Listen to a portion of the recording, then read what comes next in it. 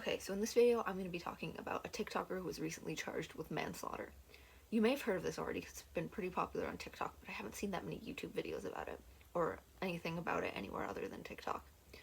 So the TikToker's name, their most recent username was Yandere.freak, which I believe the account was privated recently, but the account was previously called Snowthesaltqueen, but their legal name is Marianne Oliver Snow. But for the purpose of this video, I will be calling them Mary. Even before the incident, they had a problematic internet presence, with many controversies throughout their years on TikTok, and they started out when it was Musical.ly. So the first one noted, I believe this is chronological, but I couldn't find exact dates or anything, so this is just to the best of my knowledge, what it is chronologically. So the manslaughter case will be at the end of the video, since that is the most recent. If you want to, skip to the end, just to see that. So the first controversy was on their Patreon, where they're a cosplayer, by the way, that's relevant in pretty much the entire video. The first controversy that they were in was they were cosplaying lewd versions of underage characters, which I know this is a heavily debated topic on whether or not it is wrong to make lewd content of characters who are minors, because they technically, like, it's not a real child, it's not a real minor. So is it wrong? I'm of the opinion that it's just like, I don't think it's the worst thing in the world, but it makes me uncomfortable because there are so many adult characters that you could make lewd content of. So why do you have to make it of young, like, underage characters? I don't think it's like the worst thing that's ever happened, but I also just I don't like it. It's weird. That's just my opinion. That one is not the worst one.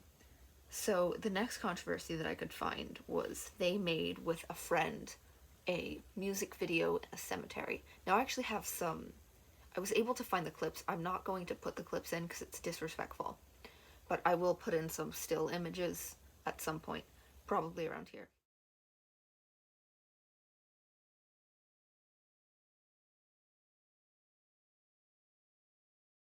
But in response to the criticism of them literally dancing on graves in a cemetery, because they filmed like a lip-syncing music video, literally dancing around a cemetery in cosplay, the response was, actually, you can look up the video if you want to see it. I'm not going to put it in, but if you look up Yandere.freak cemetery, it'll come up, so you can look at it if you want.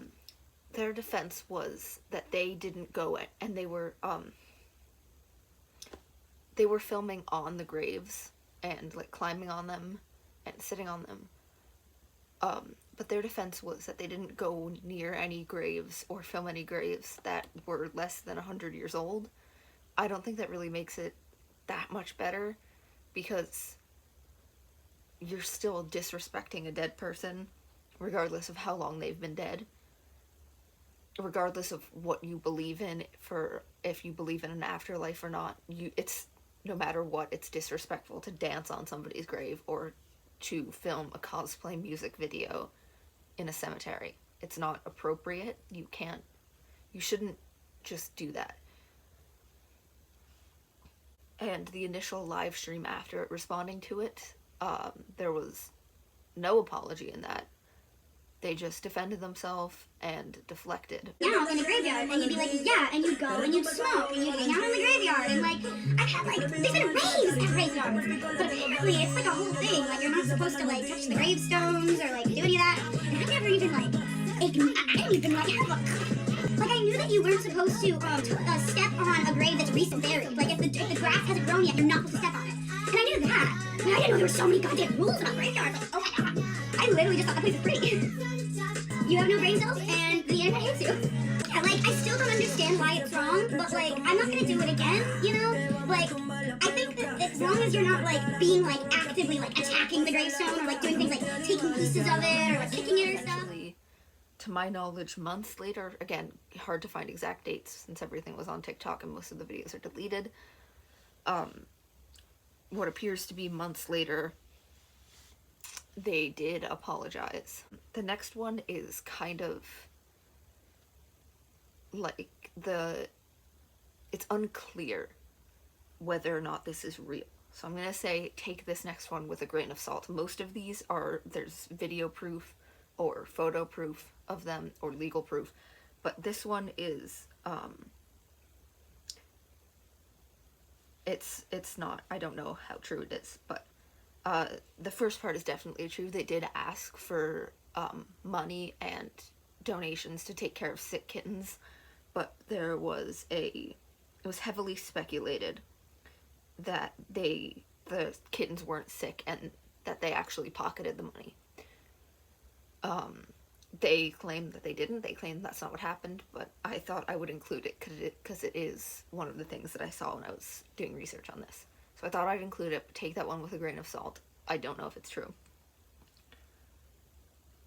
And the last one before we get to the manslaughter case, which will be the longest controversy because it's not a controversy, it's a legal issue. But the last one before that is they sent a fake cease and desist to somebody, which is just bizarre and just like a shitty thing to do. So up until this point, it seems like they've just been kind of shitty online.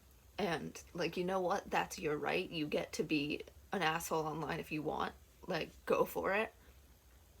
But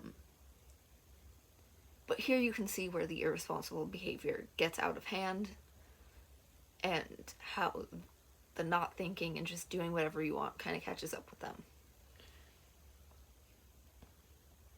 Okay, so as of, I believe it was this year in January of 2021,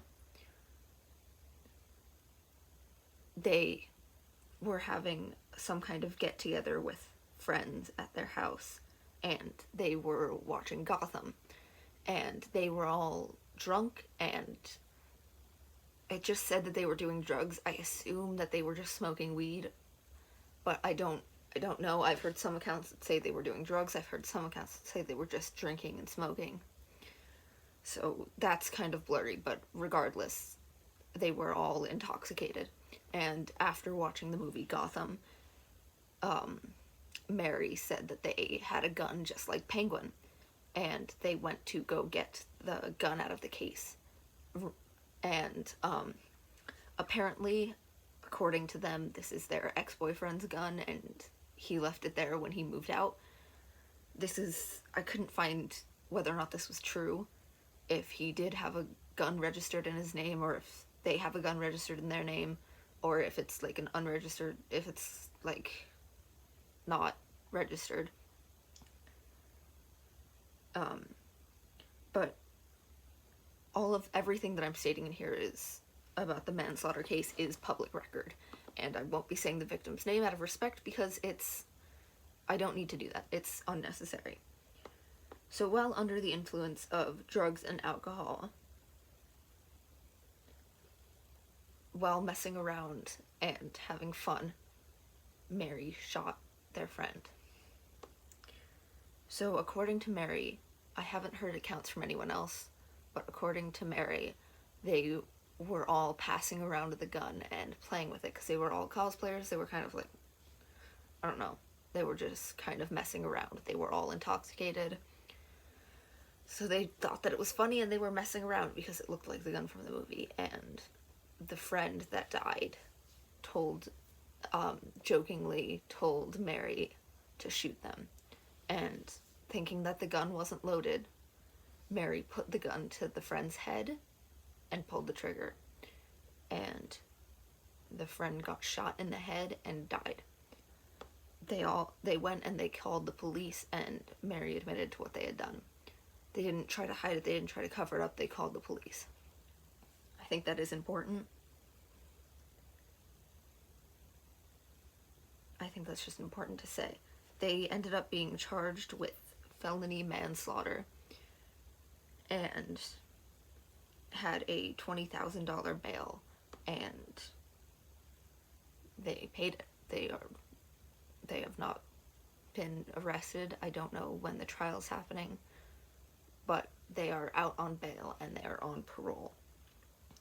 Mary immediately took, after the incident, starting from when the friend died to when they started posting again, was a month. They took about a month break. Left TikTok in January, came back in February. They started acting like they didn't do anything wrong. They started posting as normal. And that's kind of the end of the story so far. There hasn't really been any closure to the story. So far, that's it.